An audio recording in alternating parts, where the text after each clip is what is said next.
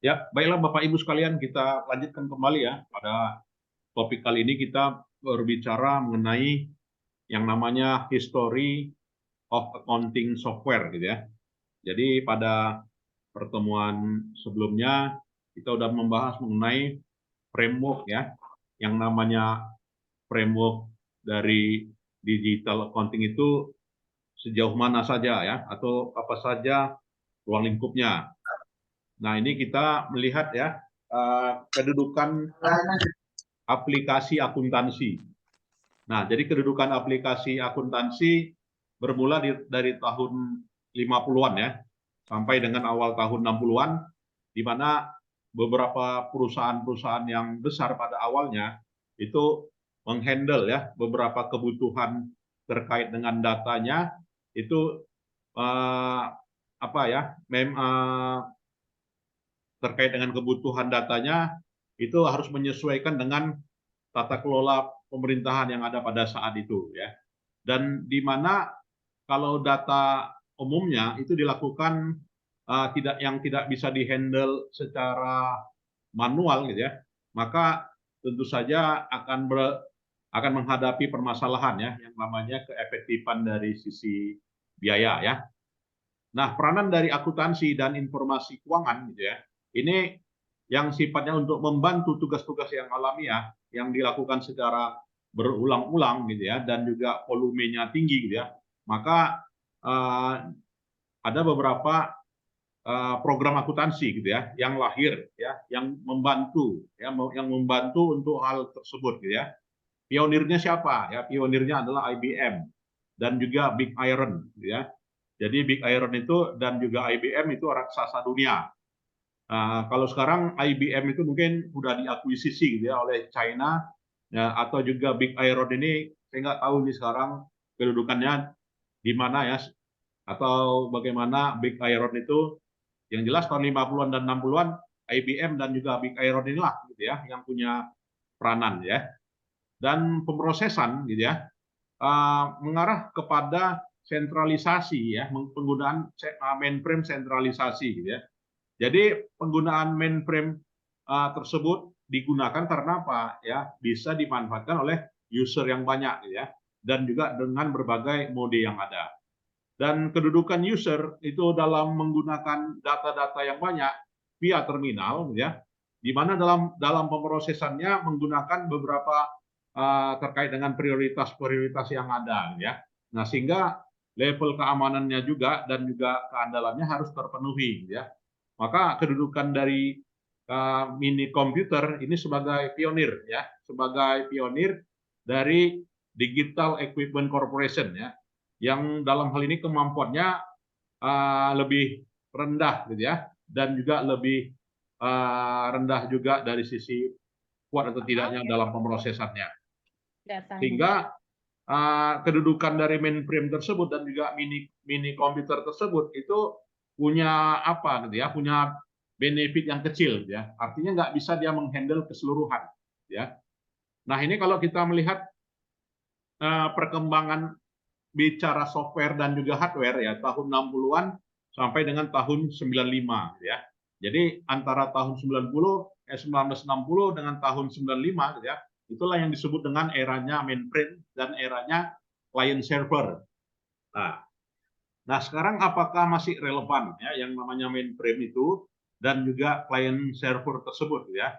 Kalau tadi katanya mainframe itu ditandai dari semua terminal harus ada sentralisasi gitu ya dalam pemrosesannya gitu ya, dan sifat dari filenya adalah file flat gitu ya, file flat yang modelnya adalah model yang terindeks gitu ya, dan itulah ya secara apa ya kita lihat evolusinya gitu ya.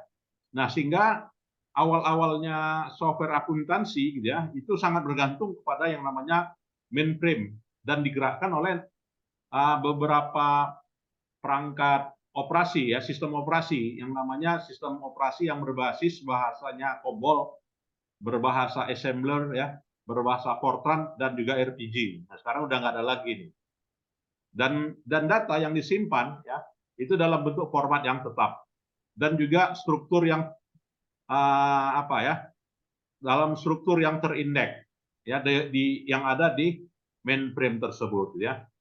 Dan dalam keseimbangannya ya terkait dengan lingkungan dunia bisnis yang apa ya, lingkungan bisnis yang begitu cepat, apakah aplikasi itu juga masih relevan ya, atau juga di perkembangan di sistem pemerintahan yang begitu cepat saat ini ya, apakah itu relevan ya.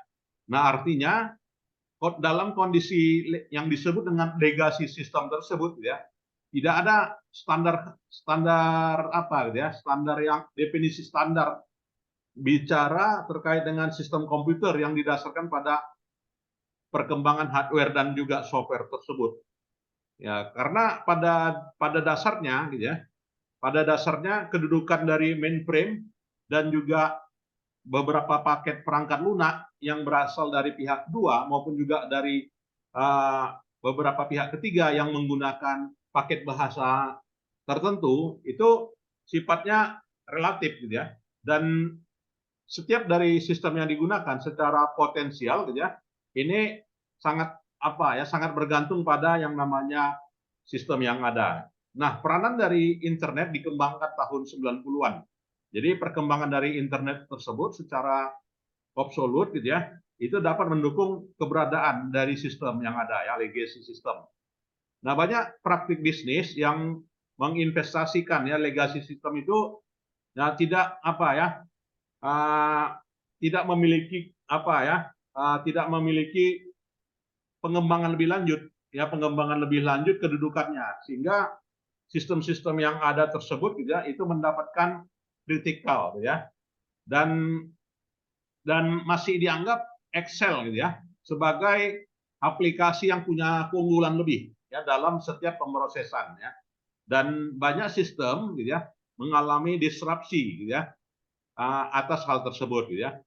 Dengan kata lain ya, nah ini kalau kita melihat ya model pengelolaan data ya, model pengelolaan data atau file and database tersebut gitu ya, dengan menggunakan metode sistem flat ya, sistem sistem virtual, sistem hierarki database ya, sistem network ya, sampai pada model data mart ya.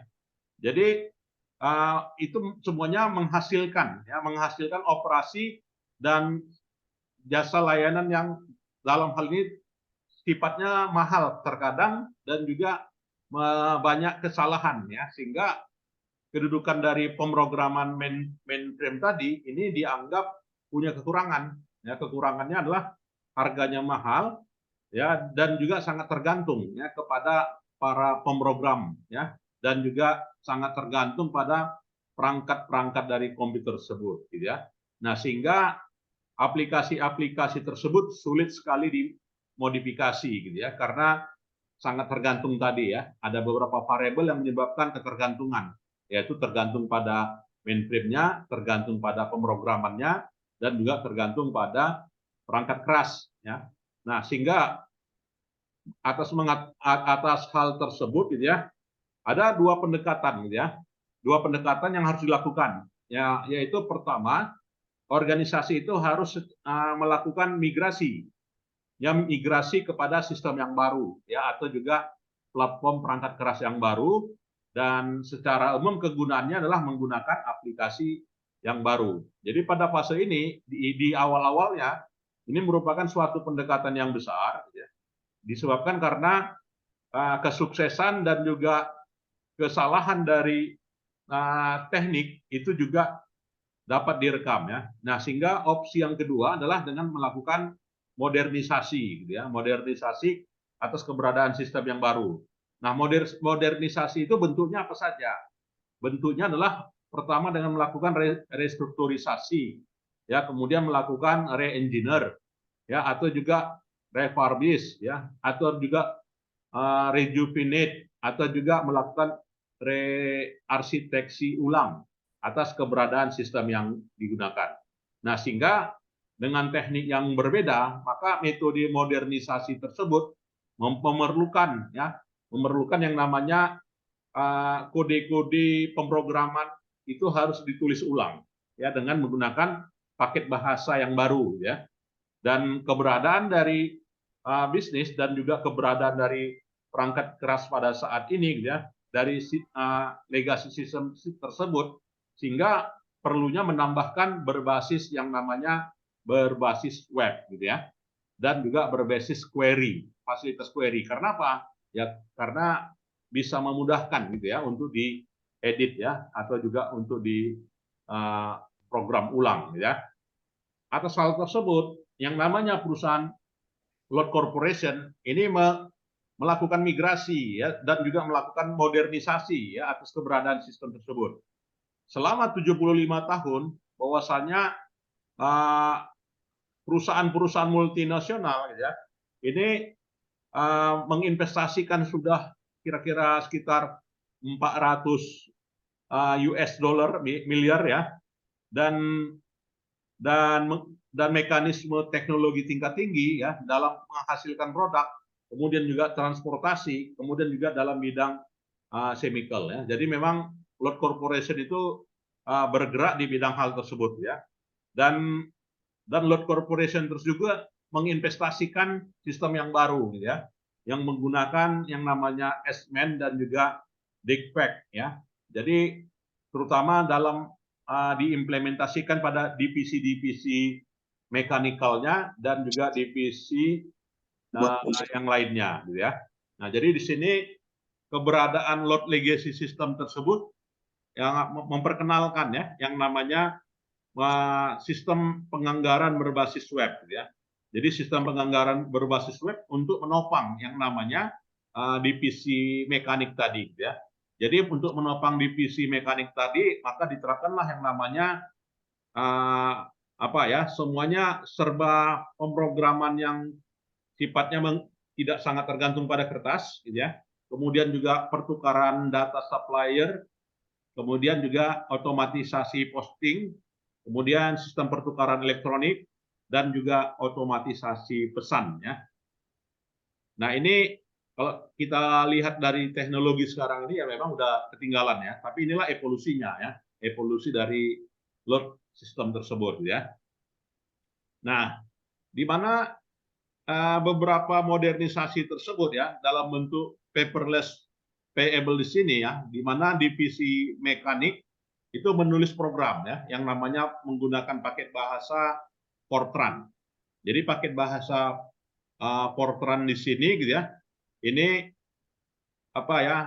menciptakan ya model sistem pembayaran ya, dan dia menerima laporan dan juga melakukan order pembelian ya, dan interaksi dari Fortran tadi menghasilkan menu yang namanya as-man-man system gitu ya, di mana as-man-man system tersebut itu mampu melakukan penghematan ya senilai 100.000 ya pada awal tahun gitu ya.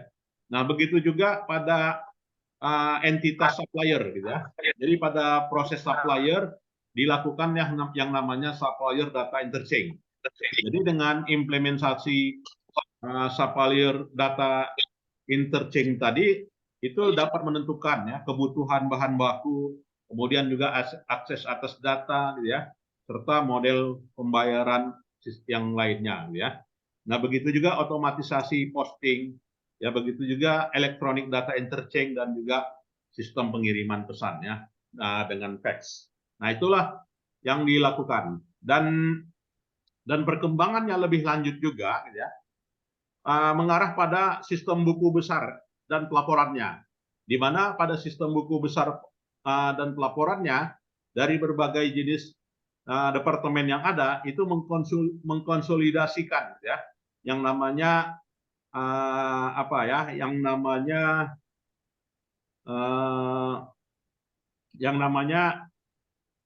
ERP gitu ya. Dia di sini disebut dengan Hyperion Enterprise System gitu ya. Nah, jadi model alat pelaporannya menggunakan Congos Power Play dan juga menggunakan Crystal Report gitu ya untuk tampilannya.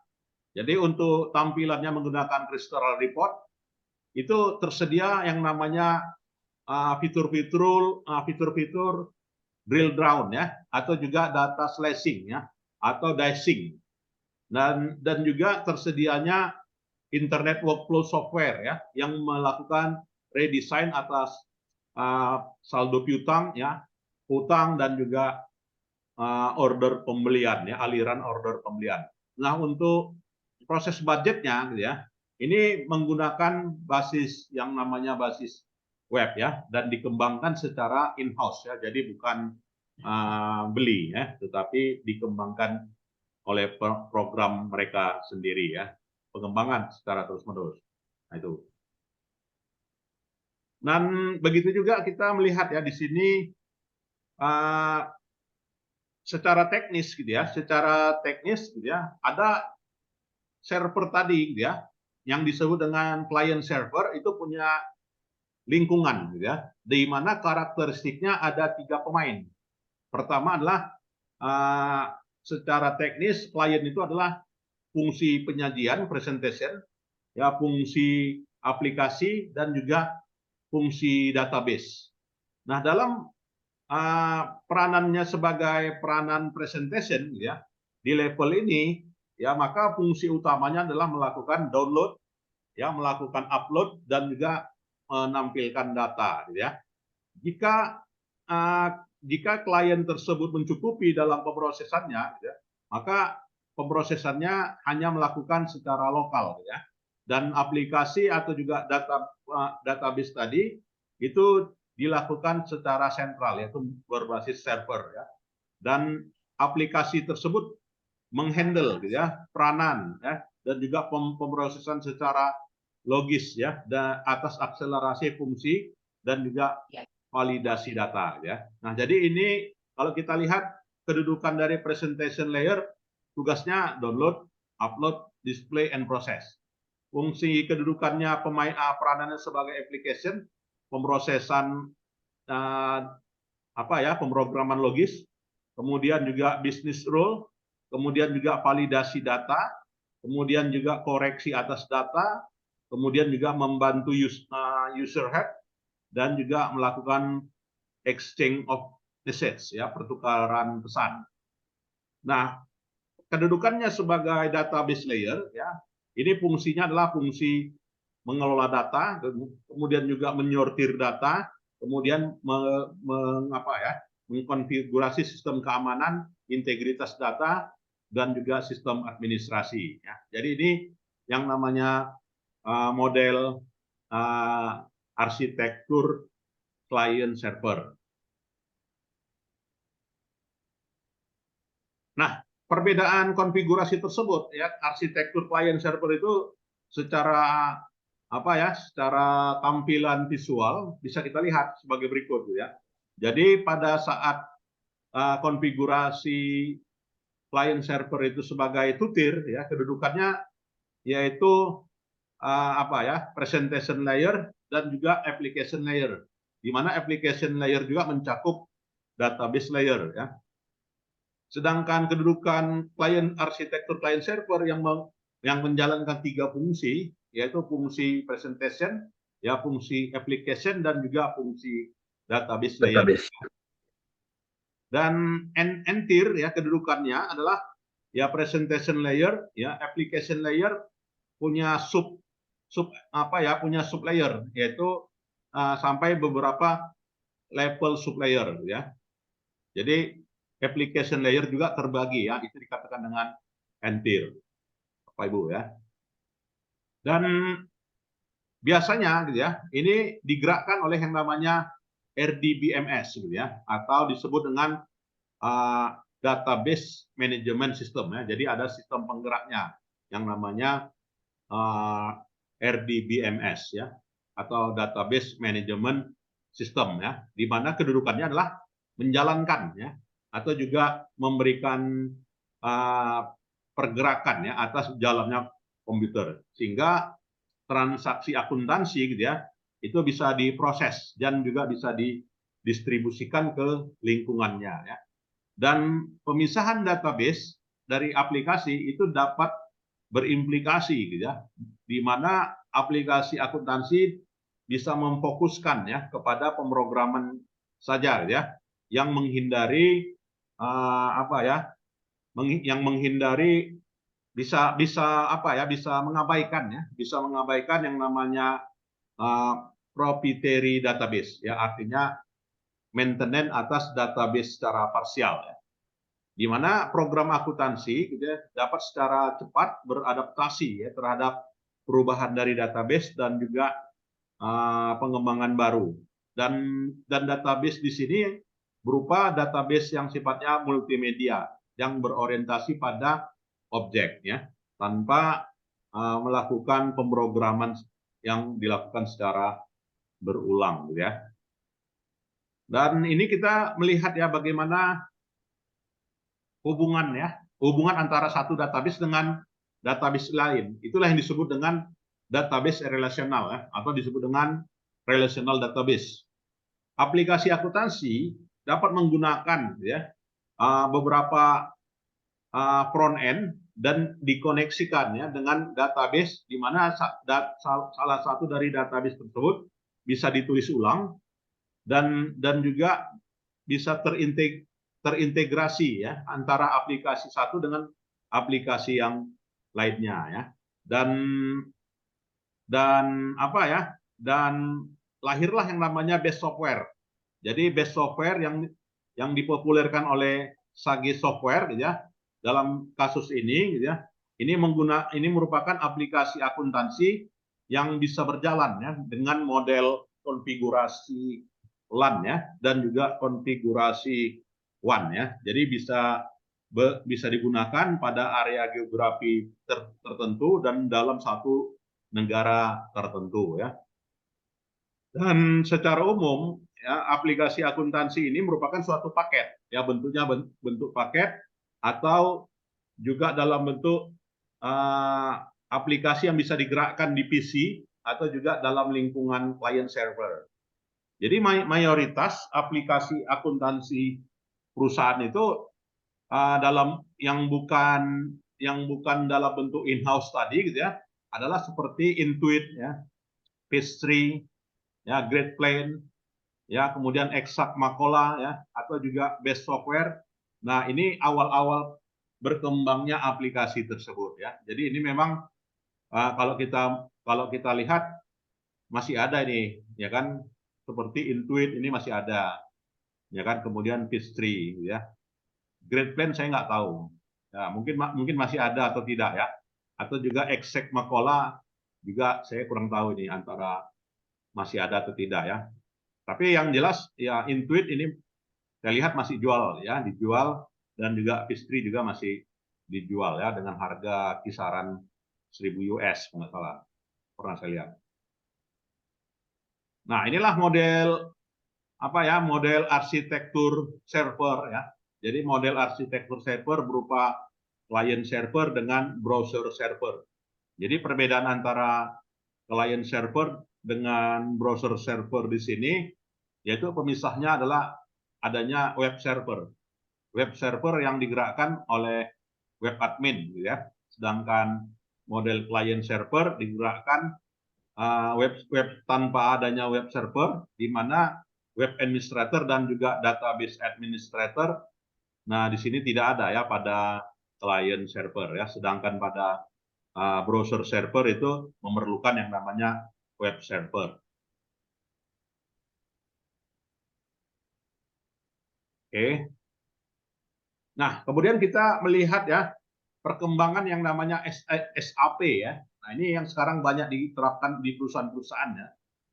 SAP itu secara arsitektur gitu ya, ini merupakan fitur arsitektur yang dapat terhubung ya dengan e-commerce. Jadi model penyimpanan web ya dan menggunakan basis internet, dan pelanggan bisa menggunakannya 24 jam, bisa mengaksesnya gitu ya. Baik itu pelanggan maupun juga supplier gitu ya. Dan juga melakukan logon ya antar perusahaan ya dan menggunakan dalam beberapa fitur secara bersamaan ya. Jadi demand dan juga supply itu terkoneksi ya, terkomunikasi secara real time. Pegawai itu dapat mengakses ya database perusahaan terkait dengan informasi yang dibutuhkannya, ya. Kemudian juga melihat ya sejauh mana laba terkini atau juga beban terkini sepanjang masa ya atau pada saat pada saat kapanpun ya. Dan SAP R3 di sini ya itu didesain ya menggunakan yang namanya client server tadi ya. Jadi kalau client server kita lihat ya modelnya seperti ini gitu ya.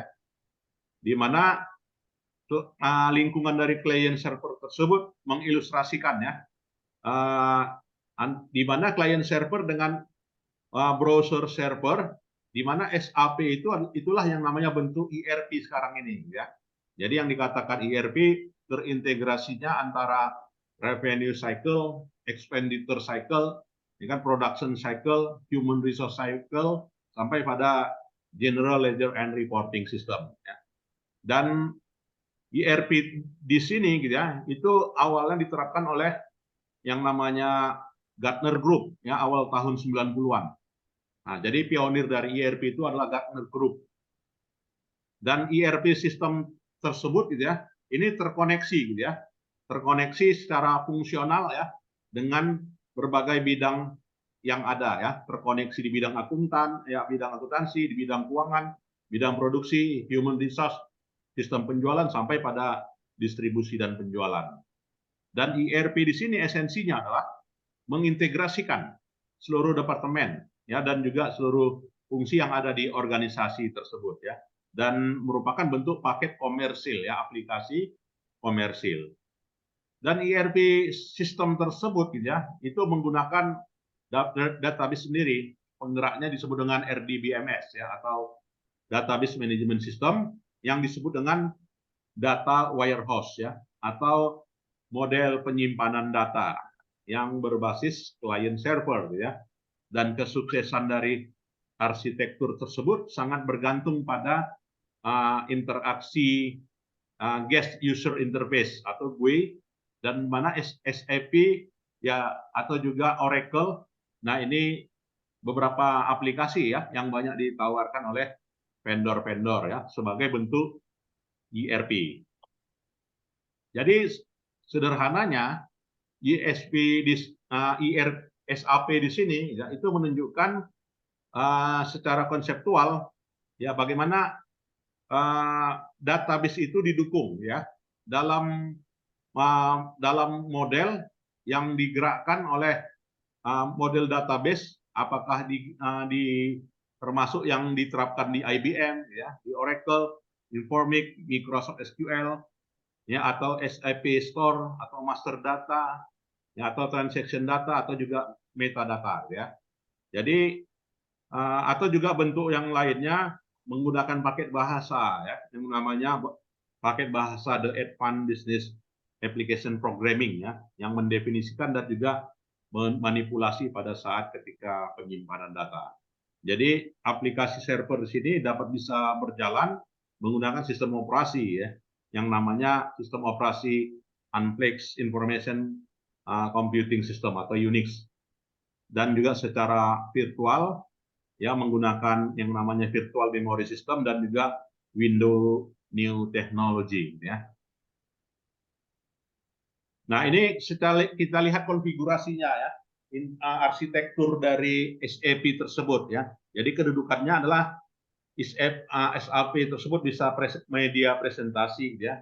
Kemudian juga bisa diterapkan di basis web. Kemudian juga bisa diterapkan di apa ya?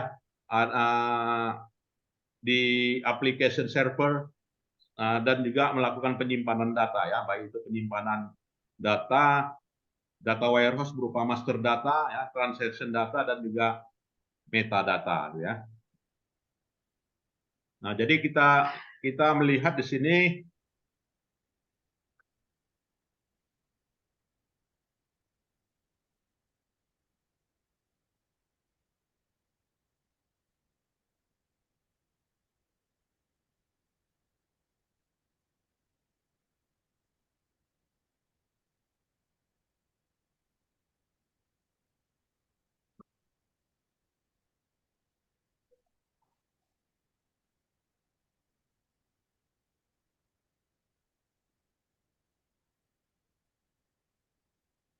Ya, inilah dia ya modelnya tadi.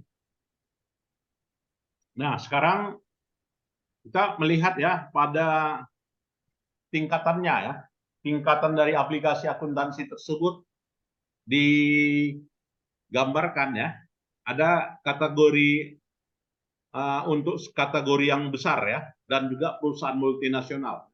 Jadi SAP itu ya large multinasional ya, Oracle ya, PeopleSoft, and juga Lawson Software ya.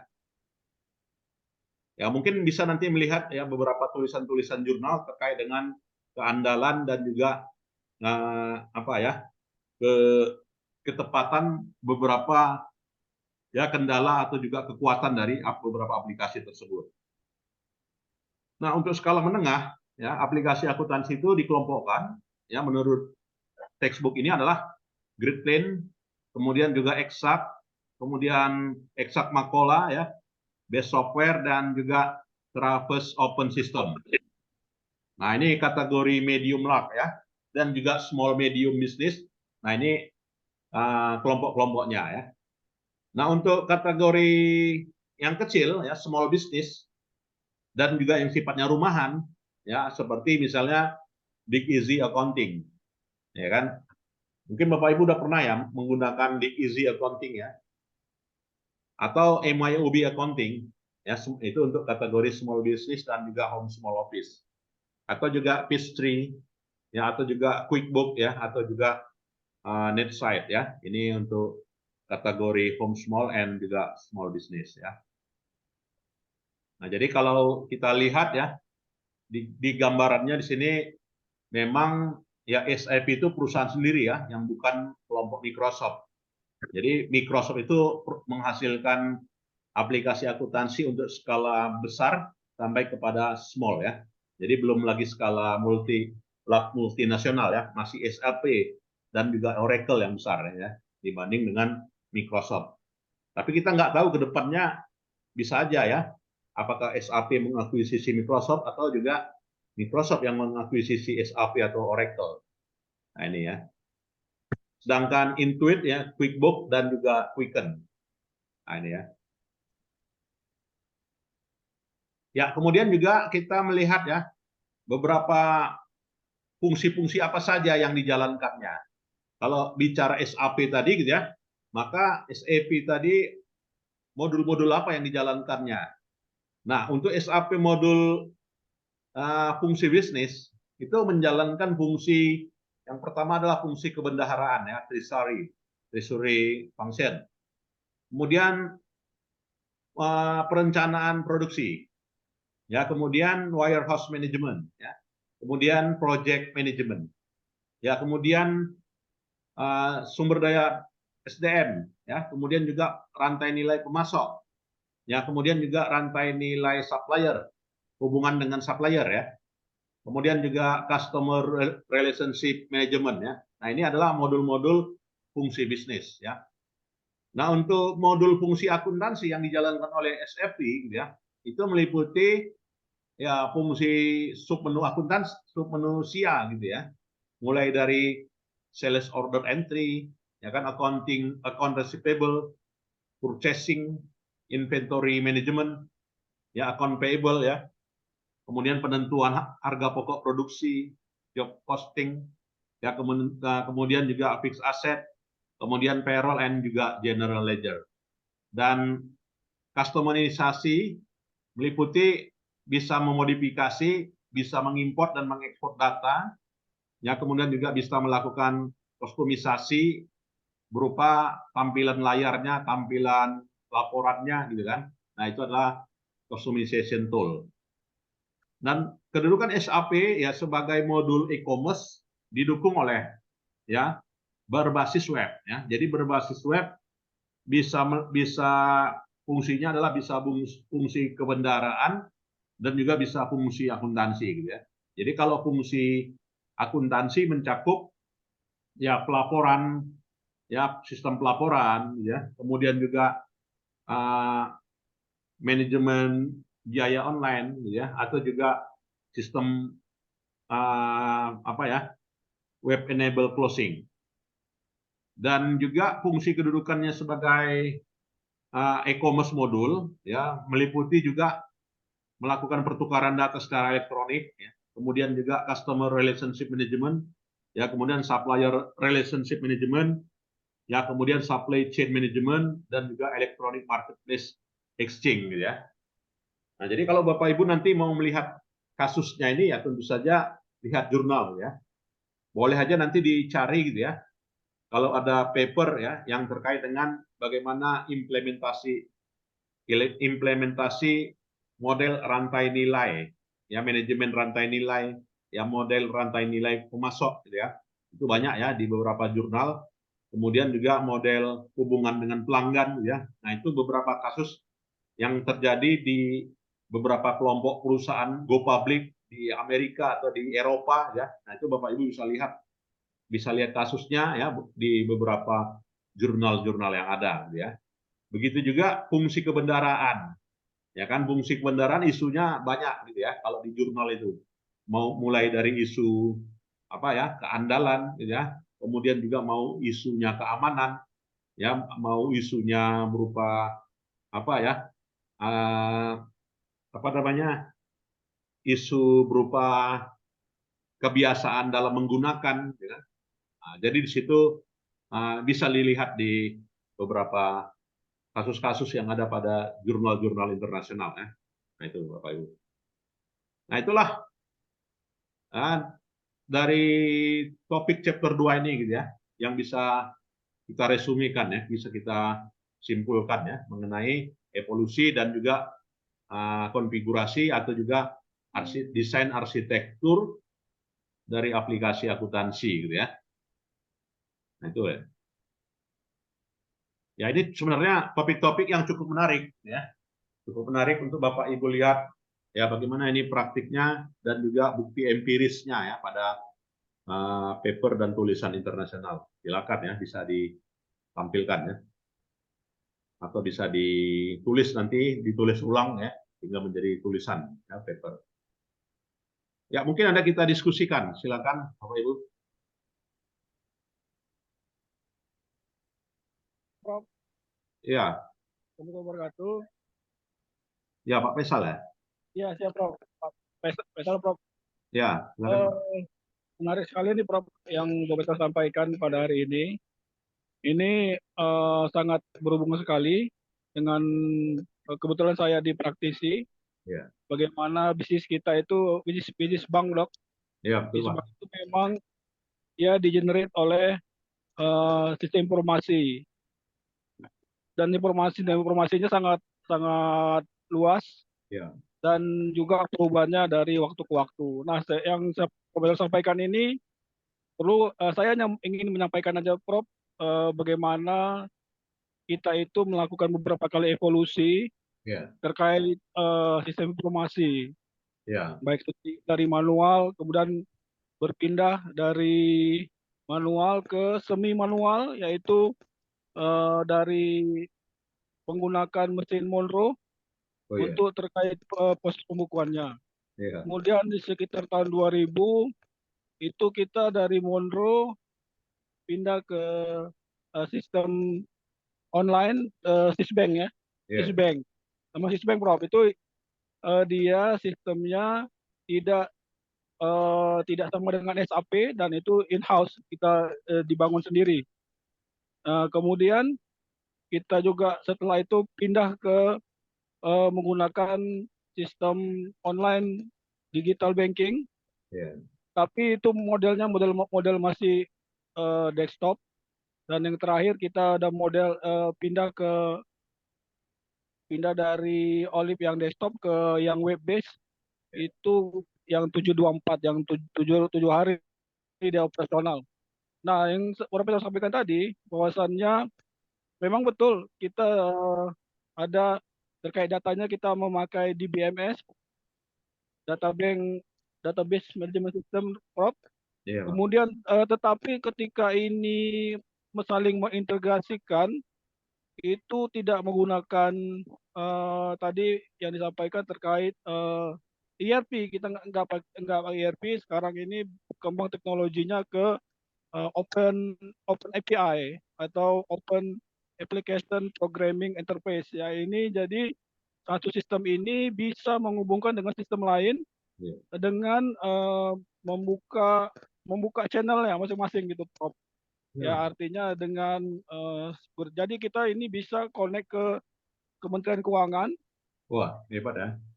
kita ke Kementerian Keuangan, terintegrasi terkait pembayaran pajak itu dengan membuka Open API satu satu pihak ke pihak lainnya, Prof. Iya. Jadi itu sistem yang terakhir ini. Kemudian kita bisa connect juga ke Mendagri, ke yang artinya yang mereka mempunyai aplikasi yang bisa Open API juga. Artinya antara bank dengan eh, dengan daerah itu memang bisa terhubung dengan secara sistem, baik pengelolaan keuangannya dan juga terkait pengelolaan keuangan. Nah, yang unik dari perbankan ini, Prof, dibandingkan dengan perusahaan yang lain, perlu kami sampaikan bahwasannya kalau dia perusahaan yang lain non bank ini, dia mungkin aplikasinya dia closed ya, Prof, artinya hanya digunakan oleh manajemen Ya. dan pegawai. Nah, yang Betul. menarik, jadi transaksinya juga tidak terlalu ini ya, tidak terlalu banyak. Mungkin ada 10 operator yang melaksanakannya. Nah, di kita ini ada transaksi yaitu transaksi penyimpanan uang, yaitu transaksi penyetoran uang atau penyetoran uang itu bisa dilaksanakan beberapa channel. Contohnya channelnya ATM, Ya. kemudian mobile banking, kemudian internet banking. Ini yang menjadi keunikan dari sistem informasi Ya. terkait di perbankan, karena ada pihak lain yang menggunakannya, bukan hanya pihak di internal. Makanya eh, seperti disampaikan beliau tadi, bahwasannya dalam kondisi saat ini saingan bisnisnya, maka Open API ini atau tadi yang tidak atau yang sama dengan IRM tadi, tapi ini lebih pada Open API, ini Ya. dia menjadi challenge sendiri untuk perusahaan sekarang ini. Artinya dia tidak boleh lagi membuat satu sistem yang kalau merubahnya itu sangat mahal harganya. Lebih bagus dia seperti tadi Open API dan bisa menghubungkan satu sama lain sepanjang kode-kode atau bahasa bahasa programnya itu dapat dibaca bersama gitu. Itu Prof terkait eh, mungkin ini terkait prakteknya Prof ya, Ya, yang betul, Pak. mungkin ya. Tapi yang Profesor sampaikan ini memang literatur yang baru saya baca, karena saya juga sebagai mungkin kebanyakan di user experience nih, Prof. Jadi kita banyak kita input data, artinya input transaksi, eh, kemudian bagaimana itu prosesnya nanti end of day, kemudian nanti ada Ya. proses end of month, Iya. kemudian nanti yang paling ribet itu adalah proses akhir tahun, ya Ya. end of year. Itu akhir tahun itu ada beberapa kali kita lakukan berapa kali trial sebelum itu di finishing. Itu kalau kita bandingkan seluruh jaringan kita di sekitar ada 400 unit, 400 channel, itu kalau tidak dibantu dengan teknologi tentunya Betul. bukan hal yang mudah, dan juga itu juga bukan tidak kejadian. Bagaimana kita meng-closing 400 kantor dengan satu hari sudah kemajuan satu hari, karena 400 transaksi, 400 kantor itu ada mungkin jutaan transaksi yang harus kita closing. Jadi kalau tidak ada bantuan teknologi yang di plus dengan teknologi, artinya dia harus connect satu satu unit ke unit lain, ada feedbacknya ini. Kalau tidak pakai dengan tadi tadi di BMS application program ini, mungkin kita tidak akan tercapai. Kemudian Prof, kami Ya. sampaikan bahwasannya karena ini eh, karena budgetnya sangat mahal, size perusahaan kita juga tidak mungkin membeli ini. Jadi Iya. tidak mungkin ini kita beli udah dalam capital expenditure, atau kita lebih kepada kalau saat ini kena juga kalau kita beli pertimbangannya tidak bisa menutup break even, maka kita memilih ini aplikasinya kita eh, kita kita bayar cas. Ya, Cas kalau saya boleh ngomong ini kalau di kita ini sekitar 2 M 1 bulan, Prof. ya, mahal ya, Pak. Lain lagi lain maintenance dan juga lain ininya, Prof. Lain Mahal ya. jaringan, Prof. Ini Betul, Pak. masih aplikasinya, Prof. Iya, Ini masih jaringan dan belum lagi nanti ada perubahan modul, iya, betul. pengembangan modul ini juga ada harganya. Kita Jadi include, Pak ya. iya, Prof. Jadi memang sangat mahal sekali terkait teknologi informasi kalau kalau di bank ya, Prof. Betul, Karena Pak. dia perubahan sangat masif dan juga tergantung dari kebutuhan dari nasabah, kebutuhan Ya, dari pihak yang menggunakan. Nah, yang terkait informasi ini, terkait sistem informasi di bank, eh, dari tahap evolusi tadi, Prof, tahap evolusi tadi yang dari saya bilang tadi Mada Monroe, ada dari Sisbank ini penuh dengan ini, Prof ya, penuh dengan pertimbangan yang sangat ini, Prof, sangat sangat panjang. Kenapa? Karena visibility study ya. benar, Prof, karena ketika perpindahan satu ke sistem yang lain, ini datanya ini juga menjadi tanggung jawab kita, Prof. Iya, Pak. Nah, data dari yang terakhir ini kita pindah dari Olive yang desktop pindah ke web base itu yang 7 hari 24 jam. Ini kita menggunakan perpindahan datanya melalui model Big Bang di Oh, 2017 dan alhamdulillah tidak ada stagnasi dan tidak terlalu jauh perbedaan data yang kita ekspor ke software yang baru. Jadi iya. memang evolusi ini terus pasti akan terjadi. Mungkin evolusinya dalam bentuk pergantian software mungkin nanti ada sekitar 20 tahunan atau 30 tahunan, tapi yang perubahannya adalah terkait modul. Oh, Terkait modul ini yang kita bisa berubah, bisa jadi sebulan sekali itu pasti ada perubahan modul yang harus kita update untuk mensinkronisasi kebutuhan manajemen dan kebutuhan para pelanggan. oh ya. Mungkin ini Prof teori yang tulisan Prof Sabikanya sangat bermanfaat Ya, sekali karena saya sudah membicarakan ini di beberapa kesempatan, tapi artikel ini menurut saya memang berhubungan sekali dengan yang kami ya, sampaikan dan ini betul. memang sangat menarik dan juga terkait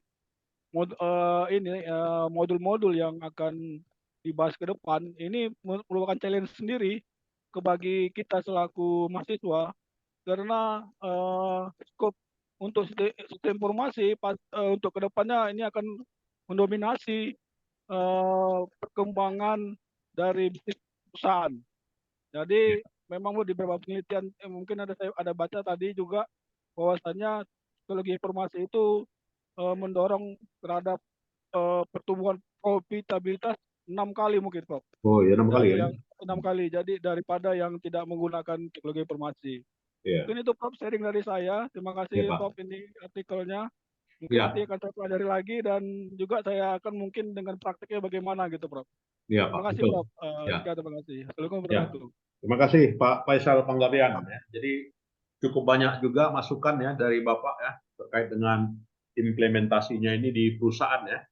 Jadi Ya, memang disinilah dia tepatnya ya perkuliahan ini kita harus melihat ya bagaimana praktik di lapangan ya dengan fakta empiris. Nah, jadi untuk fakta empirisnya eh, tentu saja di sini bisa berbeda-beda gitu kan, terutama dari sisi adaptasinya, kemudian dari sisi keandalannya, kemudian dari sisi profitabilitasnya, gitu kan, kemudian benefit and cost-nya. Nah itu kan semuanya harus dipertimbangkan, gitu ya.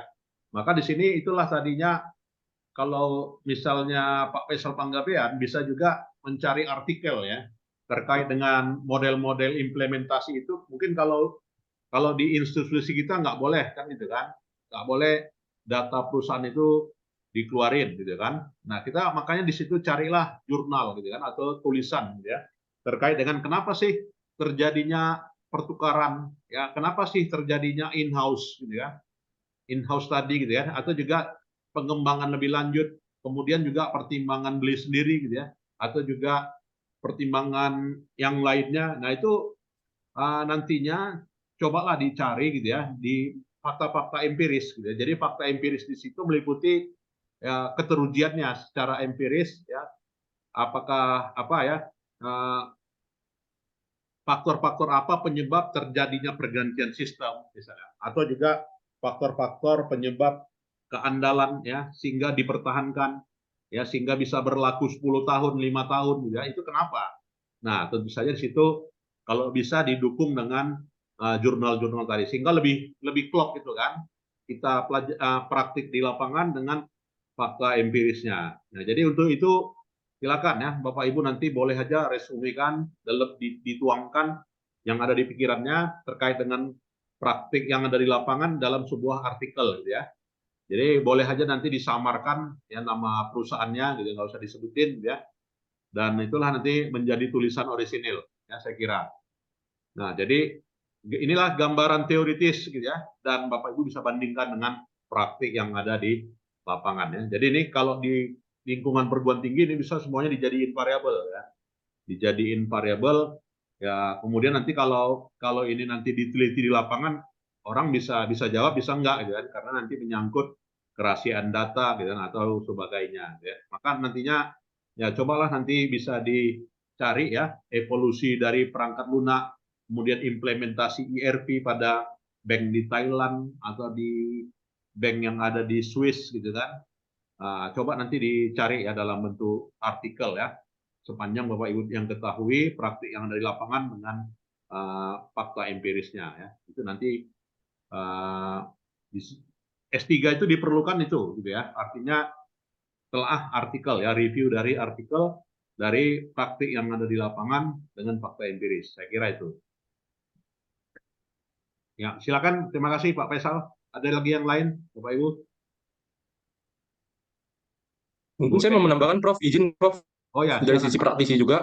Baik, Pak Ihsan ya, Pak Joni Ya, ya. ini pengalaman, Pak Joni ya ya. Joni, ini pengalaman di smelter, Prof. Smelter nikel itu Oh, kita melihat bagaimana bagaimana pabrik peleburan nikel itu wajib membuat pembukuan dengan pencatatan yang jika kita manual itu tidak akan sanggup. oh ya. Bahan baku yang datang tuh berupa nikel ore itu seperti tanah, datang dengan tongkang, kemudian masuk ke proses produksi yang banyak banget prosesnya. Dan Ya. jika kita secara manual, secara konvensional kita akan menyatakan bahan baku yang dipakai wajib ditimbang. Itu kan secara logika dasar ya. Tetapi ketika bahan baku yang datang itu sekali datang tuh 5.000 ton, 10.000 ton, Ya. dan kemudian pengangkutan bahan baku itu semua menggunakan conveyor. Maka Ya. di sana sudah harus menggunakan teknologi. Nah, teknologi yang digunakan itu adalah sensor pada conveyor. Jadi, sensor bobot pada conveyor yang tidak mungkin kita menghentikan conveyor untuk menimbang bahan bakunya itu, Prof. Jadi, Ya.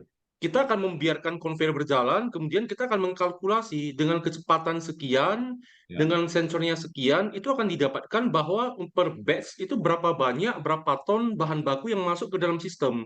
Ya. Nah, kemudian dari sistem yang masuk itu, kita akan menghitung lagi berapa banyak sih yang keluar dari sistem sebagai waste-nya. Ya. Akan dihitung berapa rendemennya, hingga berulang ke beberapa proses berikutnya, hingga mendapatkan hasil. Nah, di sini eh, jika tidak menggunakan data, kita akan gampang sekali untuk loss in process, untuk kehilangan yield-nya, kehilangan rendemennya. Padahal kalau untuk bisnis yang memang padat modal seperti ini, yang bahan bakunya juga porsi bahan baku dan biaya pengolahan itu sangat tinggi, maka rendemen itu sangat sensitif. Ya. Setelah diterapkan sistem akuntansi modern dengan komputerisasi, Ya. kita dapat memaksa ke pihak produksi untuk menaikkan rendemen 5%. Artinya yang sebelumnya waste itu mungkin di 23%, kita memaksa untuk hanya maksimal di angka 18%. Oh. Nah, 5% ini sangat signifikan karena ini setara dengan menaikkan omset itu atau penurunan kos itu sekian persen. Nah, ini sih Prof yang kita lihat bahwa satu satu pengalaman kita sebelumnya sebagai kebetulan saya sebagai MR juga di sana itu Ya. bahwa di sana sudah ada yang namanya PPIC, Production Planning and Control, kemudian Warehouse Management, Project Management, kemudian juga di sana juga bagaimana kita melihat di gudang itu dengan gampang sekali dikontrol ketika kita menerapkan total productive maintenance, menggunakan konsep akuntansi ke dalam satu divisi maintenance untuk mengukur berapa sih spare part yang digunakan, kemudian lead time-nya itu berapa lama untuk pengadaan, kemudian dari on off-nya itu berapa kali, kemudian setiap dia on kita wajib wajib mengorbankan sekian banyak bahan bakar dan sebagainya. Nah, Ya. ini ketika kita menerapkan ilmu akuntansi ke dalam proses produksi, itu pola pikir dari pelaksana proyek atau pemilik perusahaan itu akan sangat berbeda sekali, Prof. Jadi mungkin ini yang saya tambahkan lagi. Ya, Tadi ada dimensi perbankan ya. betul. Makasih, Prof. Ya, terima kasih Pak Joni ya dari dimensi chemical ya. Jadi di dimensi chemical lebih banyak mungkin ya praktik dari menu inventory management ya, atau juga menu job costing ya, atau juga production planning and control ya, lebih banyak berperan menu-menu itu Pak ya.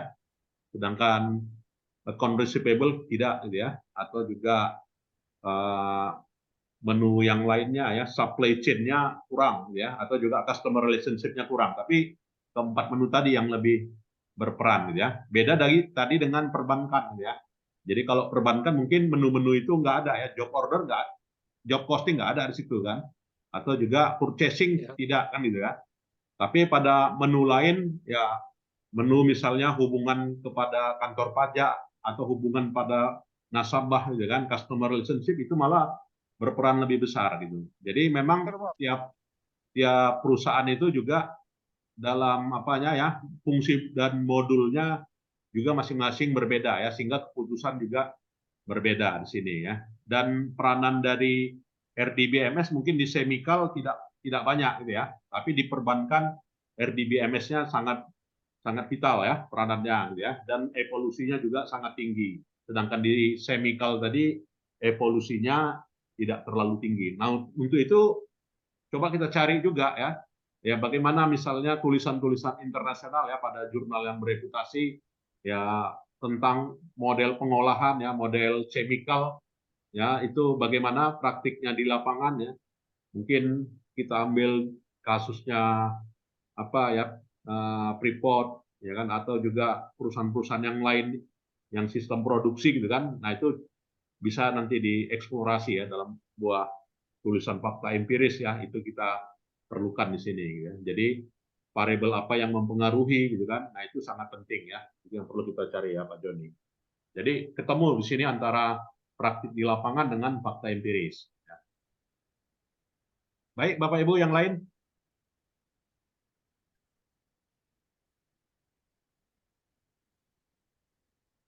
ada? Cukup ya? Ya, saya kira kalau tidak ada itulah ya, saya kira inilah kesimpulan ya dari chapter 2 tadi ya. Chapter 2 terkait dengan evolusi aplikasi akuntansi. Ya, yang dalam hal ini mengalami evolusi memang ya. Terutama evolusinya disebabkan ya berbasis apa tadi ya, client server atau juga berbasis web server ya, sehingga modeling dari menunya juga berbeda ya Bapak Ibu. Dan juga ini kita lihat kategori dan juga arsitektur dari aplikasi akuntansi ya, yang bisa kita simpulkan ya dari perkuliahan ini. Jadi ini juga nanti bisa menjadi masukan ya Bapak Ibu nyusun disertasi gitu ya. Nah, jadi untuk disertasi bisa dapat ketemu variabelnya ya, bisa ketemu novelty-nya ya. Dimulai dari sekarang ya. Dari sekarang dicari judul-judul yang relevan dan isu-isu yang penting ya. Dan juga kita bandingkan dengan tulisan-tulisan naskah jurnal ya. Itu saya kira. Baik, ada lagi Bapak Ibu? Baik, kalau tidak ada, saya kira itu sajalah ya pertemuan kita di siang hari ini ya, di sore hari ini. Jadi kita boleh di absen Pak dan sampaikan nama Pak Ari. Sudah saya screenshot Prof, ke Ya, Prof baik. juga nanti ke Ya. Bang Harinya juga Prof. Baik Pak Alfi ya, terima kasih. Ya, terima kasih. Saya kira itu saja pertemuan kita. sore hari ini ya. Selamat sore. Assalamualaikum warahmatullahi wabarakatuh. Sehat semuanya. Waalaikumsalam warahmatullahi wabarakatuh. Terima kasih, Bro. Terima kasih, Prof. Boleh meninggalkan ruangan. Bapak Ibu.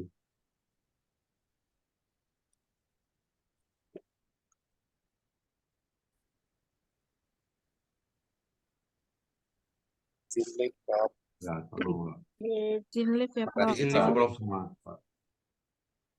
Izin live, Prof. Ya, Bu.